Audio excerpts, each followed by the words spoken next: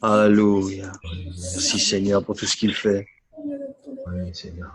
pour tout ce qu'il est. Alléluia. J'espère que vous continuez à la maison d'entretenir cette présence, de travailler avec cette présence. Continuez à développer toutes les choses sur lesquelles nous avons déjà bâti dans les semaines qui ont précédé. Ce sont des choses qui sont importantes. On le répète régulièrement. Ces choses, ça n'est pas juste des enseignements qu'on vous donne temporairement en attendant que les choses reviennent à la normale. Il n'y aura plus de normal. Ce qu'on donne maintenant, ce sont de nouvelles bases pour une nouvelle construction qui va arriver après. Ça, c'est quelque chose de très important qu'il faut bien qu'on comprenne. J'ai reçu, je pense que c'était lundi, une parole que j'aimerais partager avec vous. Une parole qui est simple, elle est connue, mais c'est une parole qui est très très forte.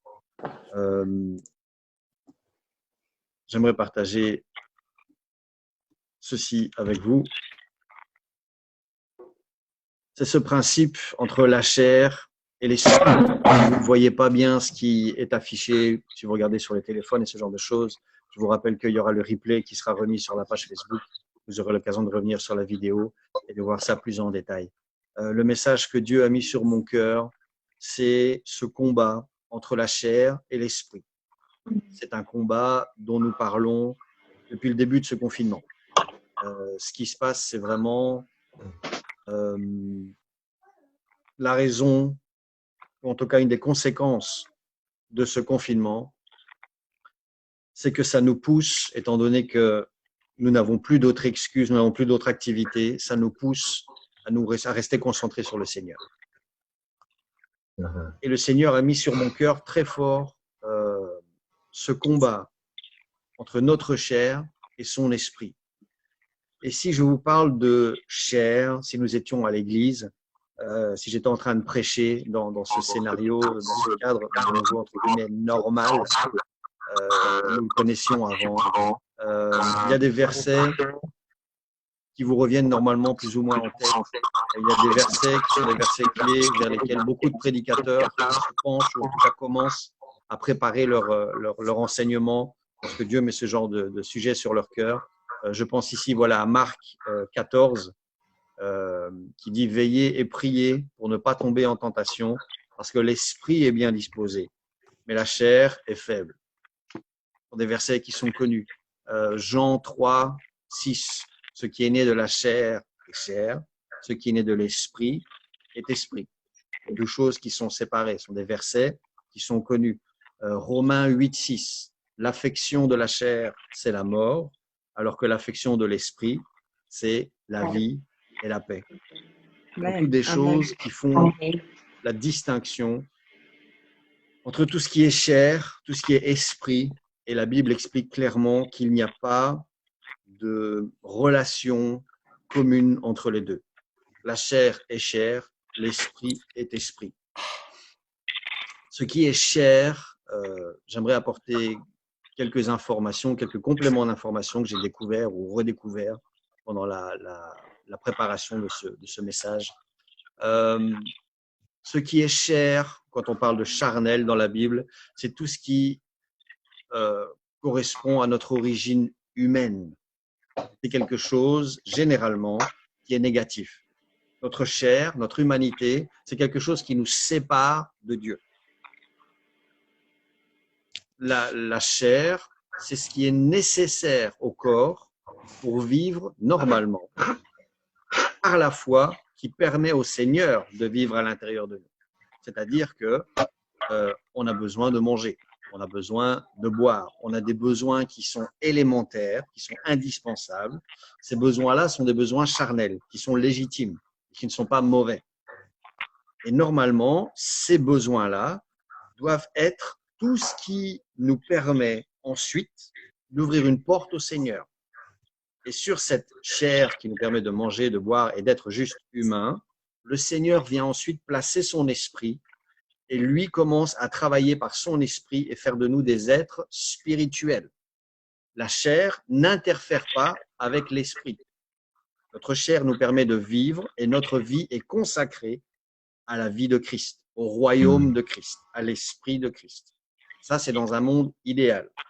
si je faisais un sondage dans notre église, dans nos églises ou dans le monde entier, nous savons tous que nous sommes très loin. Parce que la chair veut toujours aller plus loin que ce simple rôle d'existence. Elle veut un rôle de domination. Cette chair veut prendre de la place, là où c'est normalement l'Esprit de Dieu et le royaume de Dieu qui travaillent. Cette chair est pour prendre des décisions ou effectuer des actions par rapport à nous-mêmes.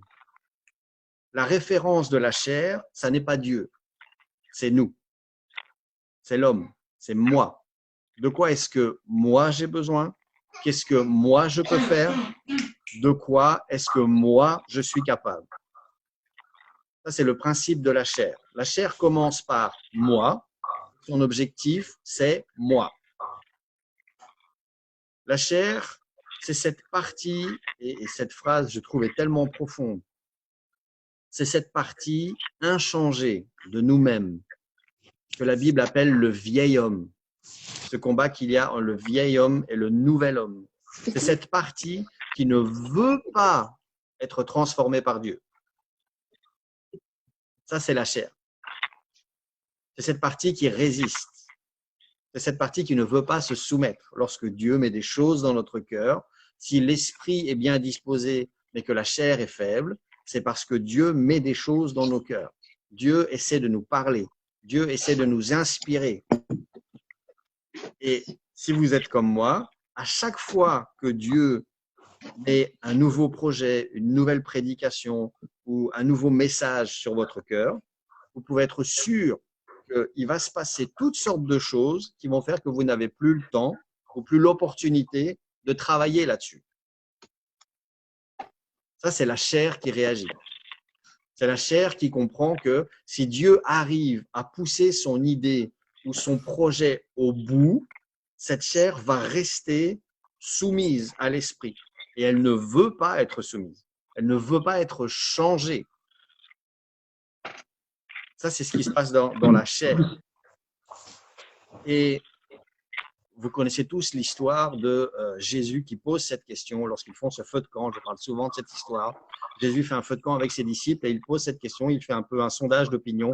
Qui dit-on que je suis? On dit que tu es ceci, on dit que tu es cela. Et Jésus pose cette question en disant, vous, qui dites-vous que je suis?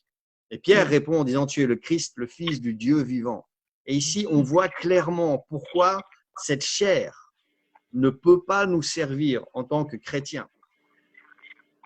Parce que Jésus répond à Pierre en lui disant, ce ne sont pas la chair et le sang qui t'ont révélé ces choses, c'est mon Père qui est dans les cieux. Amen. Les révélations qui viennent de Dieu ne viendront jamais de notre chair. Elles ne viendront jamais de nous-mêmes. On ne peut pas lire la Bible et connaître la Bible par cœur et avoir un diplôme en philosophie ou en psychologie et comprendre les mystères des profondeurs de Dieu. Parce que ces choses, la chair n'en veut pas. Elle ne veut pas comprendre plus de Dieu. Elle ne veut pas se rapprocher de Dieu. Tout ce qu'elle veut, c'est elle-même. Qu'est-ce que je peux faire? Quelles sont les choses dont je suis capable? Quelles sont les choses vers lesquelles je veux aller qui vont attirer un gain pour moi-même? La chair, c'est moi, moi, moi. C'est tout ce que c'est. Les révélations que nous cherchons, les réponses dont nous avons besoin, toutes ces choses qui nous attirent dans la prière ou dans la louange ou dans la présence de Dieu quand nous avons des besoins, la chair non seulement n'est pas d'accord, mais elle combat ces choses. Et c'est parce que lorsque nous nous tournons vers Dieu au lieu de nous tourner vers nous-mêmes, c'est parce que nous savons qu'il y a des choses que la chair et le sang ne peuvent pas faire. En tout cas, pas notre sang. On va en parler dans une minute. La chair et le sang vont nous amener à une limite. À un moment, c'est notre Père qui est aux cieux. C'est ça qui va commencer à ouvrir des portes. C'est ça qui va commencer à amener des révélations. C'est ça qui va commencer à amener des réponses, qui va amener des délivrances, qui va amener la guérison, qui va amener des miracles. C'est quand, à un moment, nous traçons une ligne en disant à notre chair, toi, c'est terminé. J'ai besoin de manger, de boire et d'exister, et c'est tout. Pour le reste, je vais chercher d'abord le royaume de Dieu et sa justice. Il y a ce combat entre la chair et l'esprit. Et c'est dans l'esprit que les révélations vont arriver, de la même manière que c'est arrivé avec Pierre ici. On parle de la chair. J'aimerais qu'on parle un petit peu de vos os, les os que vous avez à l'intérieur. Les os, c'est un sujet, si vous êtes comme moi, qu'on n'a jamais étudié dans la Bible. Quand vous ouvrez votre Bible et que vous priez en disant « Seigneur, parle-moi », vous ne vous arrêtez jamais sur les versets qui parlent d'un os. Alors qu'il y a une révélation là-dedans qui est énorme. Si la chair, c'est négatif, si la chair, c'est une faiblesse, si la chair, c'est l'égoïsme, il faut savoir que Dieu a utilisé l'os dans la Bible à plusieurs endroits de manière absolument extraordinaire. Il a commencé dans Genèse 2. Si vous regardez bien, lorsque Dieu a fait Ève, il n'a pas pris Ève d'un muscle. Il n'a pas pris Ève d'un nerf. Il a fait Ève avec un os, avec une côte. Les os, symboliquement, représentent ce que je suis réellement, c'est ma personnalité spirituelle. C'est-à-dire que il y a quelque chose à l'intérieur de moi. Depuis que je suis sauvé, que Dieu a mis, il y a une base, si vous voulez, un fondement spirituel. Il y a à l'intérieur de moi, avant toute chose, il y a mon identité spirituelle qui veut communiquer avec Dieu, qui veut prier, qui veut être en communion avec le Seigneur, qui veut devenir quelqu'un de meilleur, qui veut témoigner, qui veut prêcher, qui veut développer un ministère, qui veut faire des choses. Ça, ce sont mes os. Ça, c'est ce que je suis vraiment à l'intérieur. Ça, c'est ce désir qui sort de moi et qui a envie de servir le Seigneur. Et ce sont ces os, c'est cette identité spirituelle que ma chair essaye de combattre. Si vous regardez bien le schéma d'un bras, disons, vous avez d'abord l'os, et puis vous avez la chair qui est autour. Et puis au-dessus de cette chair, tout autour de cette chair, il y a le Seigneur, il y a la présence du Seigneur, si on veut. Et donc, il y a ce chrétien que vous avez envie d'être, ou cette chrétienne que vous avez envie d'être, qui a envie d'être avec le Seigneur tout le temps. Et entre les deux, il y a quoi? Il y a cette chair. Il y a cette chair qui se met au milieu. Il y a votre peau spirituelle, comprenez bien, je ne dis pas que votre peau doit être découpée et déchirée parce que c'est un outil du diable, ce n'est pas ça que je dis. Je dis que spirituellement, notre chair, c'est cette peau qui est entre nos os spirituels et la présence de Dieu. C'est ce qui essaye à chaque fois que nous essayons de grandir et d'aller chercher le Seigneur. Il y a à chaque fois cette chair qui est entre les deux. Nos os, c'est ce qu'on voit dans Jérémie 20.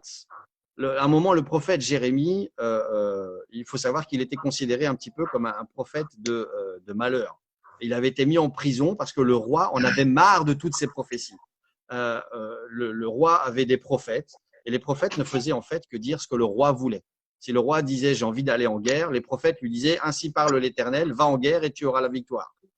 Et alors, à un moment, le roi dit « je suis pas convaincu, qu'on aille un petit peu me chercher Jérémie ». Et Jérémie disait « non, si tu vas à la guerre, tu vas perdre parce que tu ne respectes pas le Seigneur, tu n'écoutes pas le Seigneur, machin ». Et à un moment, on a dit « ça suffit » et on a mis Jérémie en prison. Et Jérémie a fait cette déclaration dans Jérémie chapitre 20, verset 9. Il a dit « même si je me disais, je ne fais plus mention de lui, je ne parlerai plus en son nom, je ne dirai plus rien, je ne prophétiserai plus rien parce que ça m'amène que des problèmes. » Il a dit « même si je voulais essayer de faire ça, il y a dans mon cœur comme un feu dévorant qui est renfermé dans mes os. Je m'efforce de le contenir et je ne peux pas. » Ça, c'est ce que nous sommes spirituellement. Il y a une puissance que Dieu nous donne. Il y a une autorité que Dieu nous donne. Ça, c'est dans nos os, c'est à l'intérieur de nous. Même si on essaye de contenir ça, peu importe avec quelle intensité, notre chair va essayer de supprimer ça. À un moment ou à un autre, il y a ce feu dévorant, il y a cette puissance de l'esprit qui va finir par reprendre le dessus et qui va finir par dominer cette chair. C'est ce que Dieu veut. C'est ça que Dieu veut. Il y a quelque chose dans nos os. Peu importe la quantité de peau qu'il y a autour, peu importe la pression que notre chair ou que ce monde essaye de mettre sur notre vie spirituelle et sur notre relation et sur notre identité en tant que chrétien. Il y a un feu qui est à l'intérieur et ça, c'est ma vraie identité. Et tellement souvent, nous confondons les choses. Nous pensons que nous sommes chairs et au milieu de toute cette chair, il y a un petit peu d'os et on essaye à peu près d'utiliser, de garder cette spiritualité pas trop étouffée au milieu de la chair. C'est pas comme ça que Dieu nous a fait. Dieu a fait l'os d'abord et autour de l'os, il y a cette chair, il y a cette peau. Nous sommes d'abord spirituels. Il y a d'abord cette puissance et cette identité que Dieu nous donne. Et cette peau, cette chair, elle essaye de s'y opposer, mais ça n'est pas ça qui me définit. Ce qui me définit, c'est ce feu dévorant qui est à l'intérieur de moi. C'est ce feu de l'esprit. C'est cette puissance de Dieu. Ça, c'est qui je suis. Ça n'est pas ma chair avec un peu de spiritualité. C'est un être spirituel depuis que j'ai été baptisé, que j'ai reçu le Seigneur, que je suis né de nouveau. Je suis un être spirituel. Je suis cet os qui est combattu avec plus ou moins de chair. Et de moi, Dieu peut créer des choses. Il veut utiliser cet os, pas la chair, pas un muscle ou un nerf. Dieu veut utiliser cet os pour créer autre chose. De la même manière qu'il a fait Ève à partir d'une côte. Il veut prendre ce que je suis, il veut prendre les profondeurs de ma relation avec lui et avec ça, le Seigneur veut multiplier. Il veut créer quelque chose de nouveau. À l'intérieur de ça, il y a du feu. À l'intérieur de ça, il y a une puissance. Et c'est ça que le Seigneur cherche. Et c'est parce que le diable sait qu'il y a une puissance à l'intérieur de nous profondément qu'il essaye, avec cette chair, de couper la relation que nous avons avec le Seigneur. C'est pour ça que lorsqu'on parle de la mort de Jésus dans Jean 19, c'était une coutume lorsque les crucifiés ne mouraient pas assez vite. On leur cassait les jambes. Ils prenaient appui en partie sur leurs mains, en partie sur leurs pieds. C'était ça le principe de la crucifixion. Si on cassait leurs jambes, ils ne pouvaient plus prendre appui sur leurs pieds et donc ils mouraient plus vite. Lorsqu'ils sont arrivés, la Bible dit, lorsqu'ils se sont approchés de Jésus, ils ont vu qu'il était déjà mort, alors ils ne lui ont pas cassé les jambes. Et ces choses sont arrivées afin que l'Écriture soit accomplie. Dans l'Ancien Testament, il y a une prophétie qui disait qu'aucun des os de Jésus ne serait brisé. Amen. Et ça, c'est quelque chose d'important que nous devons tous comprendre. Nos os spirituels ne peuvent pas être brisés. Même si l'enfer a envie d'essayer de briser vos os, même s'il a envie d'essayer de briser.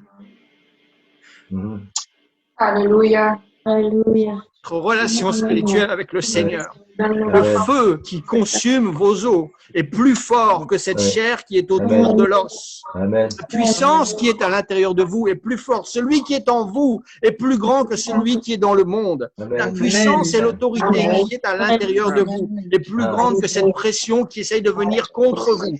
On ne peut pas briser vos os, même si on essaye. Parce que la puissance du Seigneur domine sur toute chair. Et c'est ça qu'il faut comprendre. Est-ce que vous savez ce qui se trouve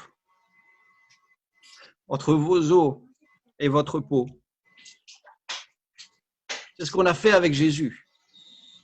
On n'a pas cassé ses os, mais on a percé son côté avec une lance et le sang est sorti. Ce qui se trouve entre vos os et cette chair qui combat vos os, c'est le sang. En dessous de votre peau, il y a du sang partout. Et ce qui intercède pour vous, ce qui vous permet d'être ce chrétien victorieux, ce qui vous permet d'exercer cette puissance, ce feu qui est à l'intérieur de vos os, ça n'est pas vous-même, c'est le sang de Jésus-Christ Amen. qui vient se Amen. mettre entre Amen. vous et cette Amen. chair qui essaye de vous Amen. combattre. Ce qui Amen. est important, c'est de comprendre que cette chair, elle ne vous combat pas vous directement. Cette chair, elle doit d'abord faire face à l'obstacle le plus grand de toute l'humanité. C'est le sang de Jésus-Christ qui a coulé au calvaire. Et contre ce sang, la chair ne peut rien faire. Contre ce sang, la chair ne peut pas gagner. Contre ce sang, la chair est Amen. faible. Contre ce sang, la chair doit Yes. plier. Ah, Amen. Amen. Amen. Amen. Ce qu'il y a entre mes os, entre ce que je suis spirituellement et ce que j'ai envie d'être spirituellement et mon Seigneur, il y a deux choses. Il y a un ennemi qui m'attaque, c'est ma chair. Mm. Et il y a le sang de Christ qui me protège. Amen. Le sang de Christ qui me purifie. Ouais. Le sang de Christ qui me régénère en permanence. Et Amen. il faut absolument qu'on garde cette image. Le sang, je pense que j'en ai parlé il y a 3 semaines, ça n'est pas un détachant. Ce n'est pas quand vous avez un petit péché, alors vous vaporisez un petit peu de spray sur un morceau de coton et vous mettez juste sur la tache. Le sang, il est partout dans votre corps Amen. et il travaille en permanence. Mhm. Si vous regardez votre peau, partout où vous avez de la peau, il y a du sang en dessous. Et ce sang travaille en permanence. Ce sang fait travailler vos muscles. Ce sang fait travailler vos nerfs. Ce sang fait travailler votre cœur et votre cerveau. C'est ça qui vous permet d'être qui vous êtes. Ouais. Vous avez un potentiel spirituel qui est dans vos os. Mhm. Mais sans le sang, il y a quelque chose qui manque. Quelque chose qui ne fonctionne pas. Ouais. Ce Amen. sang nous couvre. Ce sang nous protège. Ce Ouais. sang nous cache. La Bible dit nous sommes cachés en Jésus-Christ. Amen. Amen. Amen. Nous sommes cachés derrière ce sang. Amen. Est-ce que vous comprenez ce qui se passe? Ouais.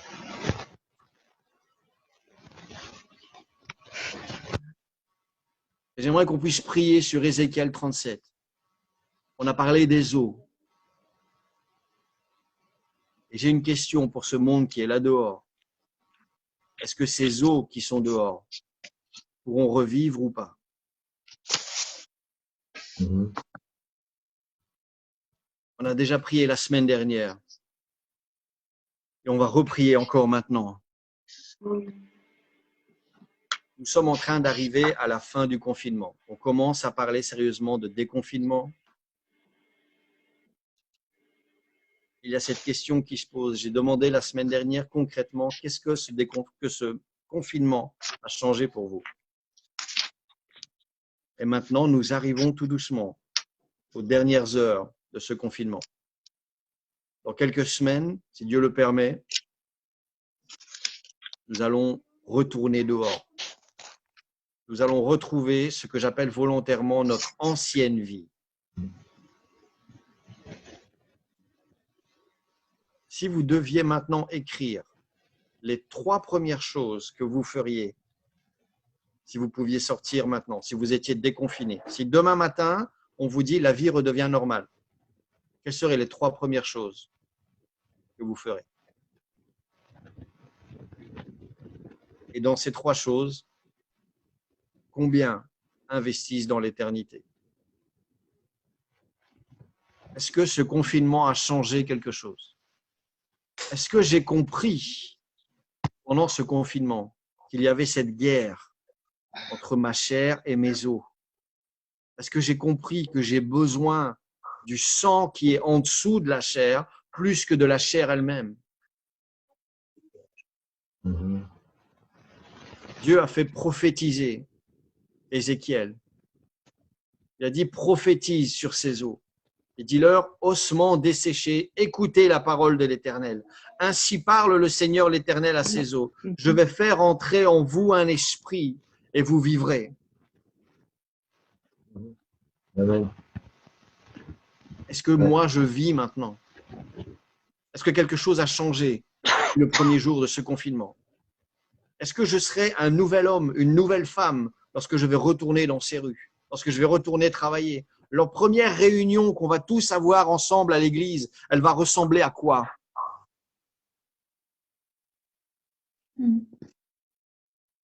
Est-ce que mon objectif maintenant, à partir de maintenant, c'est de faire revivre ces eaux? Mhm.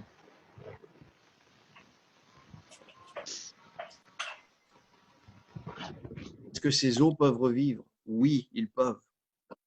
Il y a un feu qui est là. Il y a une expérience qui attend tous ces gens. Et je parle aussi des chrétiens. Il y a tellement de chrétiens qui ont passé ce confinement de la pire des manières du monde, à s'occuper avec 1001 choses, sauf les affaires de Dieu. Est-ce que ces eaux peuvent revivre? Oui. On parle de ce dernier réveil mondial. Il est là, il est à nos portes. C'est à nous, l'Église. On en parle, on le redit et je le redis ce soir. C'est à nous, l'Église, de pousser ce réveil. Amen. Nous voulons que les eaux des gens qui sont dehors revivent. Oui. Nous voulons que ce potentiel de relation que les gens ont avec le Seigneur devienne quelque chose de réel.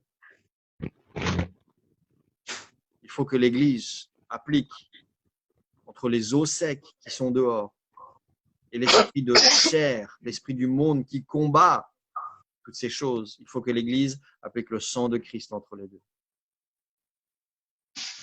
Amen. Est-ce que ce message a du sens? Amen. Amen. Alléluia. J'aimerais vous inviter à fermer les yeux maintenant.